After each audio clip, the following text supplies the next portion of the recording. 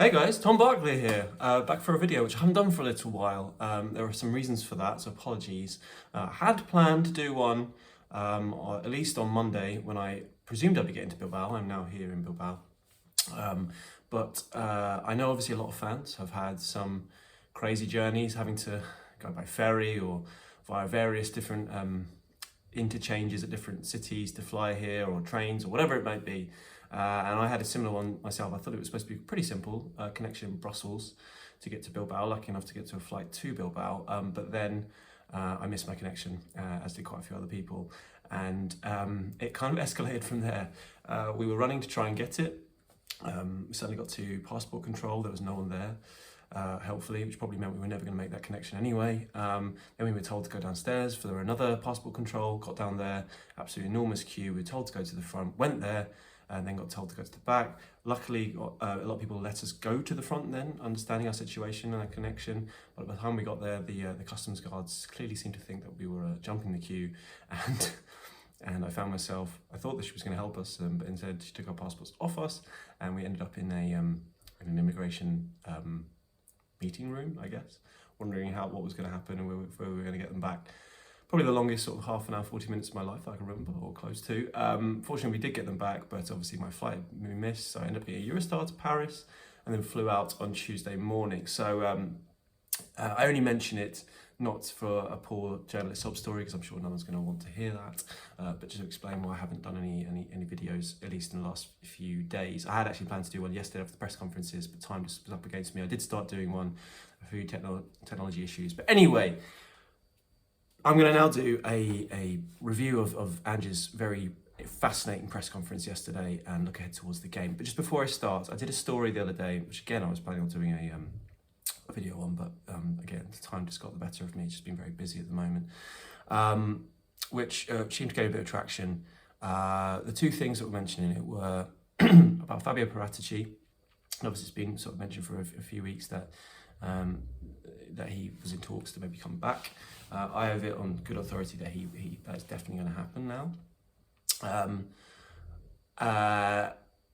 The headline was sort of suggested imminent. I don't think that would be the case, because obviously he's banned until the end of June. So I'd be really surprised if they announced it, if they announce it at all. To be honest, that he will be back, that it comes back before then. But I'm pretty sure that he will be returning, and also the fact that he'll have a say in the next manager, and the fact that Ange Postecoglou is expected to go no matter what happens in what is today's final, which I sort of wrote with a heavy heart, to be honest, because if you've been following this channel for a long time, you'll know that I'm a big fan of Ange Postecoglou. I love the way he speaks when his football's good, and that is obviously the key point. When it can be great and it can be really effective, but understandably after a record 21 league defeats, he's come under the cosh, and it feels like that is the thing that's going to do for him. I mean, whoever I spoke to in football across the board seemed to think that his time is up, and that is definitely what the sense that I'm getting, to the point where feeling strong enough to write it, albeit there are other journalists who've written it before, so it's not anything new. And yesterday's press conference, I didn't walk away from that thinking I got it wrong. And if you are, and I know there's a lot of Ange fans on this channel, I think if you're sort of really hoping that he does stay, I think having watched yesterday's press conference, obviously barring some crazy emotional U-turn if they do go and win it, and you can make the case for it in a minute why I think they should stay with him if he does win it, I think you're going to be left disappointed. But just on that note, before we get into the press conference, I did do a piece after the Buddha win, because back then it was expected he'd still be going even if he won the Europa League final. Basically just arguing, I know that people have talked about the Erik ten Hag comparison, about how Man United made a mistake by essentially going with the heart over the head after they won the FA Cup, and not only keeping him on but giving him a new contract, and within a few months of the season, in fact a month after Ange's Spurs ripped them apart at Old Trafford 3-0, he was gone. And the sort of warning that Spurs could be doing the same thing. I think Carragher's mentioned it. I think Torridini has made that case, and others have as well. But I don't know, I just don't feel like Tottenham aren't Man United. I mean, Man United have been pretty bad by their standards in the last few years, particularly this year. And yet they're in a Europa League final. Last year they won the FA Cup. The year before they won the League Cup. I mean, yes, they're nothing like the amazing team of Sir Alex Ferguson, who used to regularly win the title, at least be competing for it, and obviously were Champions League winners, but they still win quite regularly. Spurs don't. And if they do win this evening, it'll be 41 years since they won the European competition. It'll be 17 years since they last won any competition. So personally, even though I see the argument why people want to have a change, I don't know, is it not worth giving him a chance? If he does go and pull off this victory, does that not count for quite a lot? And he has had a lot of injuries this season, and I mean, does he not deserve a chance? I mean, I'm sure people made their mind up, others may think not. I know my good friend Marcus Buckland, who I do the Tottenham Way podcast with, wouldn't see it that way. And again, and he's a Spurs fan. I'm not a Tottenham fan, so probably that's partly where this comes from. But maybe that makes me more impartial when it comes to things like this, and I feel like he would deserve it. But anyway, the point is that I really don't expect that to happen anyway. And that press conference yesterday, as I said, gave me no kind of hope that that's going to change. Because look, he was asked quite a few times, as we knew he would be, about his future. The first one was from my colleague Matt Barlow of Daily Mail. And I think he prefers these kind of questions, particularly from the guys who go regularly, where it's a sort of straight up, look, this is what people are saying. He obviously reads the media, and we'll come on to something about that in a minute. He knows what's being written about him. So why not just ask him, what do you think? Basically, people were talking about this being your penultimate game. What do you think? And his answer was essentially, does it matter? It doesn't matter. What matters is the opportunity in front of us. And he sort of kind of evaded the specific question and just sort of talked about how it's irrelevant, basically, and what matters is the chance to win a trophy. And then he was asked later on about whether, because of all the speculation around his future, does he feel like he's had to address it with his team? And again, he sort of just ignored that, but then he did elaborate, saying, effectively, this isn't the first time I've left after a really big game. I'm slightly paraphrasing there, but that's not far off what he said. It was a real sort of like, it sounded like it was going to be his last big game. And obviously he referenced Australia when he got them qualified for the 2018 World Cup and then walked away. He talked about Celtic after he won the treble to go to Tottenham. He talked about South Melbourne back in the day. What else did he say? He was also asking about how like his future is assured, as in he's lucky to be very comfortable. He's got a great family. He'll get another job. He's not the only person to change jobs, so don't worry about him. It was just like when you sort of cumulatively put it all together, it just, to me, it smacked of a man who knows he's leaving, and that's what's going to happen, whatever. I mean, maybe I think you're doing some quite sort of clever mental gymnastics if you're not seeing it that way, from that particular press conference. And with the knowledge, I think, personally, and also from others who have been writing for a while, fair play to Matt Law a while ago, he wrote that he could go, even if he did win the Europa League. But then I think the most fascinating part of all this sort of future talk was actually the answer to the final question from Alex Crook at TalkSport, when Alex put it to him, is there a scenario where you win the Europa League final and think, job done, and walk away? Kind of like how he's done Australia, being a prime example, with the 2018 World Cup. And his answer was quite revealing over how he feels about this whole situation, and makes me feel like it's really not his plan to leave, but it's just what's probably going to happen. And he said, no, I don't feel that way because the job isn't done. He feels like he's building something here. He feels like there's still work to be done. So it does make you think that when he, let's be honest, when he goes, I don't feel like it's particularly a particularly mutual thing, but I'm sure it'll be dressed up that way, but we'll see. Anyway, what else did he talk about? Right, yeah, I guess the other really big moment, one that's gone viral, and to be honest, the one that my desk ended up wanting me to write about most, along with his future, was his interaction with my other Tottenham Way colleague, Dan Kilpatrick, who Ange has had, I think, a pretty good relationship with, at least in the press conferences throughout his time. And he's made very clear that he reads his stuff quite regularly. I think he reads a lot of our stuff.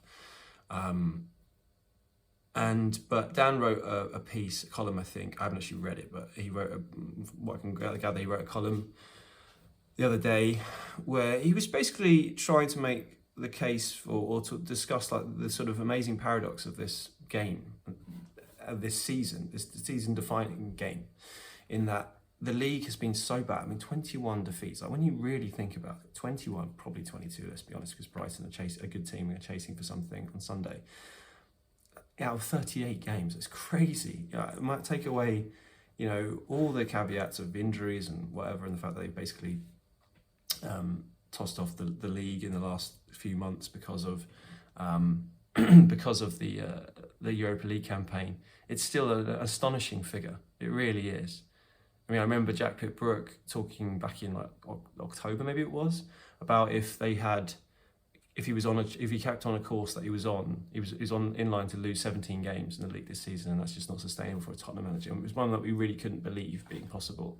And he's on 21 now, so that really does sort of underline what a terrible season it's been. But anyway, Dan was trying to say that it's amazing really, because if they go and win this game, it could arguably be one of the best seasons in Tottenham's history, at least modern history.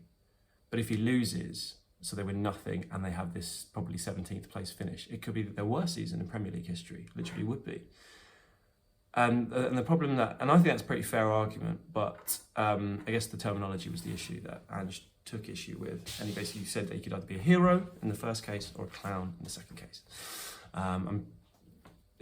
As a journalist, we all write things. I've had it when I've written something, and particularly when, often it's easy when you're not involved with the people or talking to the people that you're discussing on a regular basis to write whatever you want, as people on social media can do. I mean, people talk about me, talk about people on put themselves out there, I suppose, but particularly, people massively in the public eye, like a football manager, and they can write what they want. But if you actually have to deal with them on a regular basis, it can be harder. So often when you do write something strong, you can feel the backlash. And I know for a fact that I very much, and I'm sure Dan does the same thing, thinks very carefully about how they write about people, because they know that they're real people. They're not just these figures on the TV that you sort of might as well be sort of imaginary, let alone, because you never get to meet them, you never get to interact with them, you never get to sort of see how they react to certain things.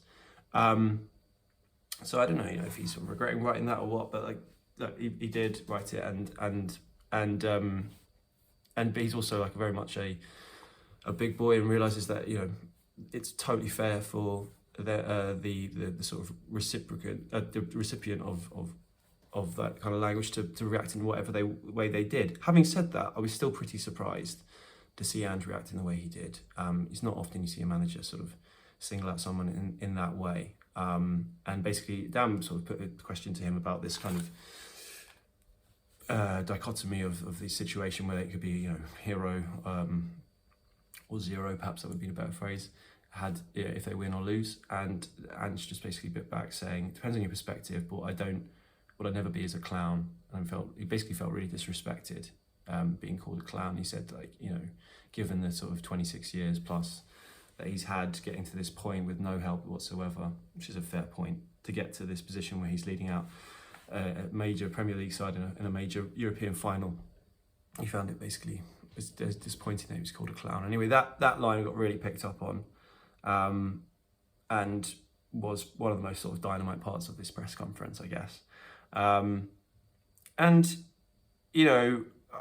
haven't had a sort of singling out like that, but I have been what you might call mugged off by Ange over times during his tenure, particularly during his first season, or made to look a bit silly. You might have seen in various sort of viral videos throughout his 2 years. But not just me, a lot of people as well. So I know what it feels like, but also it's kind of what we'll miss. I just think other managers, they just don't, they don't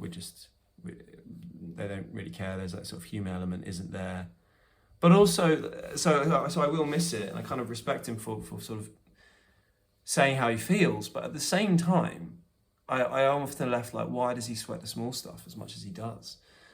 Whether it be this, or you might remember that sort of interaction I had with him a few months ago, which did go viral over, I was basically asking him, like, why do you get like, why do you let the fans who sort of call you out at games bother you as much as they do? Because obviously there are lots of moments where he's sort of bit back and then been filmed having a go back, and that's gone viral, and it just sort of adds up to this kind of idea that he's someone who's thin-skinned. And his answer was fantastic. It really made you walk away going, yeah, good on you, Ange. He basically said, look, I've got no problem with people being, well, not a problem, but I can let people be abusive just wash over me. The problem, and if you don't think I haven't had it, having been in this job for as long as I have, then you're a fool. But the difference is people who stick a phone in front of you and trying to film you and basically trying to get a rise out of you, to capture on camera, to basically say, look, I got a rise out of Ange Postecoglou. And he basically said how he thinks it's a socially bad thing about society, and something that he's always going to stick up against. And you walked away going, yeah, that's great. But I still feel like, to a certain extent, I don't know why even though he's explained it there, I do feel like I wonder if he'd be better off just ignoring it and walking away, because it just adds to, it's just an extra problem in imagine what being a football manager is like. Yes, you are absolutely massively well paid, so that comes with the territory, but all the decisions you have to make, all the pressure that comes with it, why would you even be bothered by that? But he is, and that's what makes him not unique, but quite different to your average manager. Another thing that I'll probably miss. Anyway, from the rest of his press conference, I mean, a lot of it was if you hadn't been to his other ones or listened to his other ones in recent weeks, it would seem like gold dust, but a bit of it was kind of actually a bit repetitive of some of the things he said in recent weeks. You know, pride of being Greek Aussie to make the final, about his dad, you know, his history going into this game and what it would mean. So I'm not going to go over that too much. And one thing he did say from a team news point of view is that Pape Sarr is fine. I actually missed the Villa game, hence why I didn't do a video. Didn't do the Palace game either. Towards the end of the season, I've been sent to other matches instead. But Sarr, you know, it looked like he had a bit of a slight problem with his, I think it was his back, but he says he's absolutely fine. So we'll come on to the team selection in a bit, whether I think he'll start or where he'll feature. But obviously we also spoke to Pedro Porro and Heung-min for this press conference as well. 2 players for the final. It shows you what extra special game this is. Porro, I'll probably nothing really to sort of specifically focus on, but Sonny is fascinating, isn't he? Really, his situation. He's 10 years at the club now. A legend of the club, even if he doesn't think he's a legend yet, because he needs to win something for that. 127 Premier League goals, only 15 players in the history of the Premier League have scored more goals. And yet he's had a difficult season. He's not anywhere near as effective as he has been. He's obviously just coming back from injury. He was out for a month with a foot problem, which Ange kind of hinted that they were worried it was worse. And so there was probably a case where he wouldn't even be involved here had it gone a different way. But he's just come back. He's only had 2 appearances since in those 6 weeks in the last 10 days. One was a cameo performance off the bench against Palace, and then I think it's 74 minutes against Villa, which Sonny admits himself he thought was probably more than he was expecting. So where does he fit into this lineup? Does he start? Does he not? And I'll come on to that. But one of the fascinating things about Sonny was obviously he and Ben Davis, and let's be honest, Ben's not gonna start at least. The only 2 remaining members from the 2019 Champions League final, which you would think would be one of the most relevant touch points for him to draw upon going into this final, in terms of experience to prepare himself and prepare the team. But obviously, as you'll remember better than I do, because I wasn't covering Spurs, but obviously it was a massive game, so I do remember it. That game was basically over before it began, because of that controversial handball against Sissoko inside 22 seconds, which was given. Salah scores the penalty, and then Liverpool eventually were pretty comfortable. Also, English opposition, also in Spain. That was Madrid. Here we're in Bilbao against Manchester United, and obviously a United side that are not a patch on that Liverpool team, which is another reason why Spurs should have a lot of confidence going into this game. But so, I asked him specifically about that moment, and he said, I still think it was handball, but he talked about the importance of starting well the first 15 minutes. He's really going to sort of make that point to the team. But he also talks about how he's developed as a player since then. He talks about how nervous he was ahead of that 2019 final. He literally said, couldn't believe I was in the Champions League final. It felt like the occasion, to be honest, slightly overawed him. But now he's a lot more experienced, he's a lot calmer, he seems to be ready for it. But I suppose like that final, where a lot of the sort of debate ahead of it was about Harry Kane and his fitness, that ankle problem, and whether he should start or not. I mean, I think he was always going to start, to be honest, but he obviously didn't look fully fit. You know, now they've got, even though he wasn't the captain, and he was obviously a really influential player, now they've got their captain's son, and there's a bit of an injury discussion going into this game, really, isn't it? Like whether he should start, whether he will start. Ange has already said he won't make an emotional decision on Son. It will be just a decision whether he thinks he's ready. He did speak yesterday about how massive it was to have him back and how much he really wants him personally to win a trophy to cap off his amazing season. But yeah, I suppose this is a point to go into the game itself, like a team lineup. I mean, Man United seem to be there for the taking. I mean, I did the United press conference as well, which was with Bruno Fernandes and Harry Maguire and Ruben Amorim. And I have to say the difference in mood was unbelievable from the sort of slight tension, I suppose, that Ange to a certain extent brought to the party with some of his spiky answers, but just questions about his future and how, as I've already mentioned, how we think he's going to go anyway. But Amorim's been a disaster performance-wise, results-wise, since he's come in. I mean, he hasn't won a Premier League game since March, and that was Leicester. You know, obviously the Europa League campaign has been good. They're unbeaten in the Europa League. Very similar story to Tottenham. But he was even asked, like, we've just had Ange here talking about his future. Like, do you feel it's almost strange that people aren't asking about your future? And he gave this good answer where he talked about how, like, he spoke to the board beforehand. He explained exactly how he was going to go about things, so they can't. They knew how it was going to be effectively, and he did say that there'll come a point where we have to win no matter what. But it seems like that moment isn't now, and it feels like he's definitely safe. I suppose United, they've tried different managers and they have to stick with something, but it is interesting. But from a Tottenham's point of view, regardless of what happens to Amorim and if he's safe, even if they lose, which seems to be the case, United are not very good. This is a great chance for Spurs.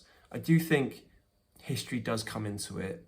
United's big game experience comes into it, maybe even more than Tottenham's recent record against them, because United, as bad as they've been, obviously they've been fantastic over the years, but as bad as I've said it towards the start of the video, it's been bad in recent years, and yet they've still won trophies. This crop of players, a lot of them have still won trophies, the FA Cup, the League Cup. And I think that will play a part going into the sort of pressure of tomorrow's game in that fantastic stadium, by the way, San Mamés, if I pronounced it right.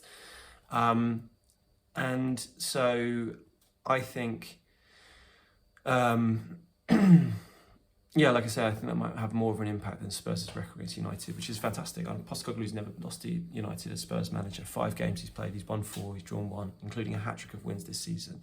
And they've all found, different ways to beat them. Those 3 games were interesting. I mean, the first one was the 3-0 over Ten Hag's United in the sort of dying days of Ten Hag.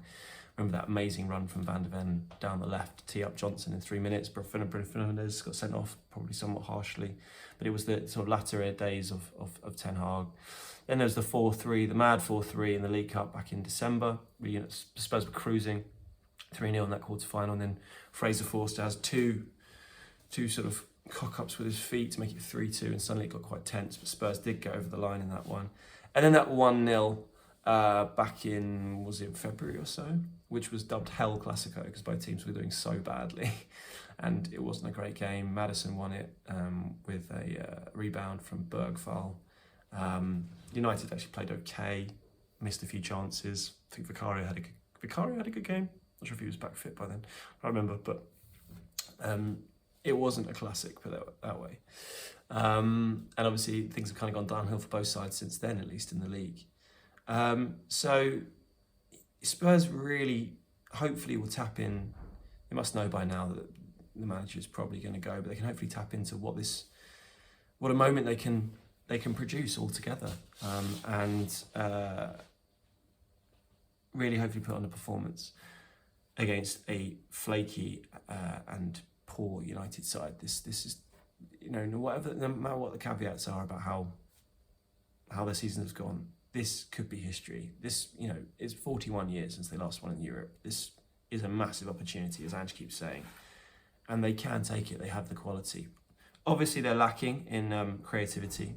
Those unfortunate injuries to Maddison, Bergvall, and Kulusevski Ange once again ruling out possibility of Bergvall featuring yesterday when he was asked again, I guess during the press conference, after sort of rumours that he might make a sort of astonishing comeback, but he said no. So I guess from a team point of view, first of all, from United, because I'm covering them as well, the team that I was expecting was Nana, back three obviously of Mazraoui, Maguire and Shaw was what the guys who cover United a lot expecting. Dalot, who's apparently been fantastic, they're one of their best players, right wing back. Dorgu, left wing back, who's had a difficult start, put it that way, at United. Midfield of Casemiro and Fernandes, so Fernandes playing deeper. And Casemiro, say what you want about him and how he's gone at United, he's actually still won 2 trophies despite being lambasted for being past it and struggling and all that kind of thing. And he's still a player with unbelievable experience, so that may come into it today. And then an attack of Højlund, who can't score a goal generally. Diallo, who's back and is one of their best players, it seems. And then it seemed to be a toss-up between Mason Mount and Garnacho. So we'll wait to see if that is the case. They seem to think Garnacho would probably start. I don't think there's a lot to fear there. Mainly, the one that I'm mainly worried about is Bruno Fernandes. I think he's world-class, top player, could play for anyone. In fact, Spurs were interested in him, weren't they, all those years ago? He's just a brilliant player, he speaks really well. A lot of authority, and actually from the press conference yesterday, Amorim almost suggested that he could be a coach one day, and you wouldn't be surprised. Just the way he talks, the way he carries himself, and he can definitely be a difference maker in this game. So Spurs, how do I think they're going to line up? Vicario, Porro, Romero, Van der Ven, Udogie. I think that's just easy to pick now with the way it's gone in Europe and how he's preferred that. Then the midfield is more difficult. I presume Basuma and Bentancur. And then watching training yesterday, Odegaard was playing a lot in the number 10 position. So I do wonder about that. I'm not sure if he'll start with him there. He might do. But if he doesn't, and he decides to pick Sarr, maybe to put him on Fernandes to see how the game goes, because it could go all the way. And I think subs are going to be crucial here. Do not be surprised to see Odegaard come on in that position. He played a lot there apparently for Burnley. I think he had a go there the other day, didn't he, against Villa, was it? So watch out for him playing in that position, I think, whether it's from the start or not. So I think between Sarr and Odegaard, depends how much he wants to go for him from the beginning. Johnson, I imagine, on the right. And then on the left, this is the question mark, isn't it? Does he start with Son? I'm sure Son will be involved. It's just whether he thinks he's up to starting. And Richarlison's played well. And looking at the team looking at training yesterday, it's hard to tell because it was like a mixture of players. The players not in the bibs, you think, oh, are they starting? And then you notice certain players not in there, like Archie Gray was playing instead of Basuma. And you think, I just don't be really surprised. I don't know how much you can read into it, but I wouldn't be surprised if he started Richarlison and brought Son off the bench. But then, as I made the case the other day, Sonny, given the lack of sort of technical passing creativity within the team with the injuries to Bergvall, Maddison, and Kulusevski, makes me wonder if he might give more of a go. But it's a toss-up, I think, between Son and Richarlison. Tel probably slightly further behind, although I would imagine he'd be involved at some point. And then obviously Solanke up top. That's my team. Let me know yours. Let me know your thoughts. What you thought of the press conference. What you think of situation around Ange's future. Sorry, I haven't done a video for a while. Hope to do one after the game tonight. It's going to be a busy one. So you may have to wait till the following morning, but definitely plan to do one. And yeah, let me know your thoughts. Cheers, guys.